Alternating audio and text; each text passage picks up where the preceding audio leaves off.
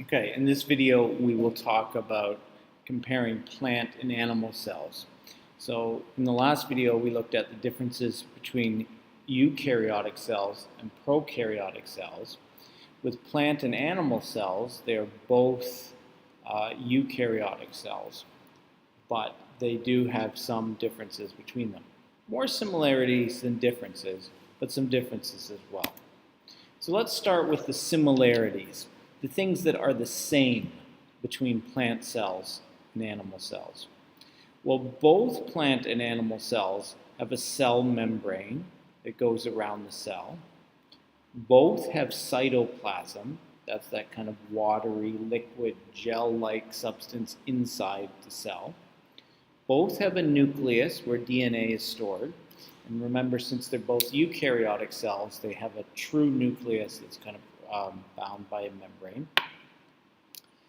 They both have ribosomes. Those were the protein builders of the cell. Both of them have mitochondria. They use oxygen to break down food and release energy. This goes back to our first unit when we talked about metabolism. This has to do with metabolism, the use of energy, using energy by cells. It's a characteristic of all living things. Both kinds of cells, both of them have vacuoles, but this is where some differences start to happen. So both plant and animal cells have vacuoles. These are kind of containing areas that have water or waste products in them. Animal cells have many more than plant cells do, but the animal cells' vacuoles tend to be very small, whereas plant cells usually have one very big vacuole. Both of them have an ER, or endoplasmic reticulum. It's a hard word. Endoplasmic reticulum, right? This is a series of tubes that's found near the nucleus. Ribosomes are attached to the endoplasmic reticulum, and this is where ribosomes, of course, where proteins are made, but after they're made, they need to be kind of transported around the cell. If they're going to leave the cell, then they kind of go to this Golgi body through the endoplasmic reticulum, and it wraps them in a vesicle and tries to transport them outside the cell. Now the differences. So plants have cell walls that give the cell extra added structure and a bit of rigidity to the cell.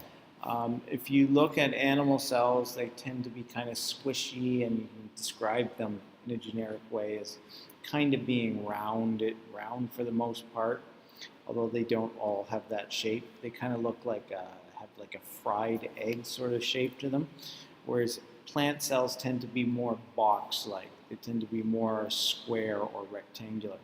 And the reason why they're more square or rectangular is because of this very strong cell wall that contains that carbohydrate we talked about in the first unit, cellulose, that provides a lot of structure for the cell.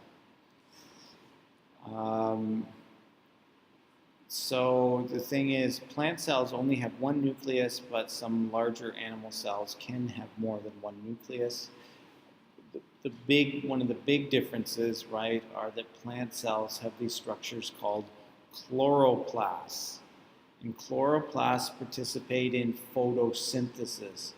That's the sun, that's the plant using sunlight, carbon dioxide, and water to produce sugar in the form of glucose and oxygen as a waste product. Plants make their own food because plants can't get up and go hunting or go to the grocery store. Animal cells don't have these because they don't make their own food from sunlight. We have to go out and eat what we need. So animal cells, right, use their mitochondria for energy production. And plants use chloroplasts to produce energy from the sun and carbon dioxide. What happens this is more of a topic for AP chemistry, but what happens is the process of photosynthesis and the process of cellular respiration that happens within the mitochondria. These are similar but almost opposite, completely reversed processes.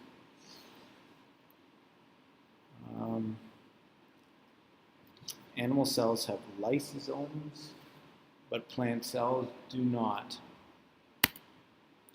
And as I said before, right, animal cells have many small vacuoles, but mature, older plant cells usually only have one very large vacuole that is very, very visible when you look at it under a simple light microscope. Okay?